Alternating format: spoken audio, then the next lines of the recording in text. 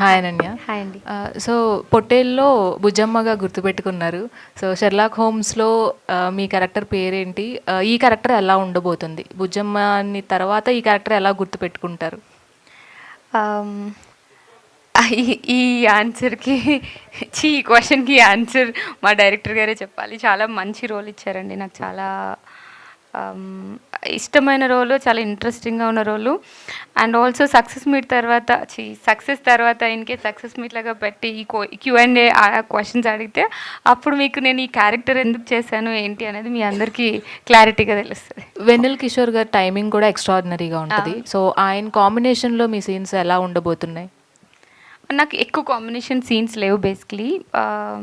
Basically ఈ story ఎలా ఉంటుందంటే, ఒక స్టోరీ చదివినప్పుడు మీకు ఒక పర్స్పెక్టివ్ ఉంటుంది, పక్కన వాళ్ళకి ఒక పర్స్పెక్టివ్, అలా ఒక 5-6 మెంబర్స్ డిఫరెంట్ కైండ్ ఆఫ్ పర్స్పెక్టివ్లో చూస్తూ ఉంటారు ఒక సిచ్యువేషన్ని. సో ఆ సిచ్యువేషన్ పర్స్పెక్టివ్ నుంచి పుట్టిన కథ ఇది. సో మా ఇద్దరికి ఎక్కువ సీన్స్ లేవు. అనన్య, హాయ్. ఇది 4th ఫిలిం ఈ ఇయర్. సో ప్రీవియస్ ఫిలిం అంత కరెక్ట్గా పెర్ఫామ్ చేయలేదు, కానీ మీ రోల్ వరకు బాగుంది. సో ఈ సినిమా సక్సెస్ పరంగా మీకు ఎంతవరకు హెల్ప్ అవుతుంది? అండ్ నెక్స్ట్ ప్రాజెక్ట్స్ ఈ ఇయర్లో ఉన్నంత బిజీగా నెక్స్ట్ ఇయర్ కూడా ఉంటున్నారా? బేసికలీ బిజీగా ఉండడం అంటే, ఇప్పుడు నేను 2023లో చాలా బిజీగా ఉన్నాను, అందుకని 24లో రిలీజెస్ అన్నీ అయ్యాయి.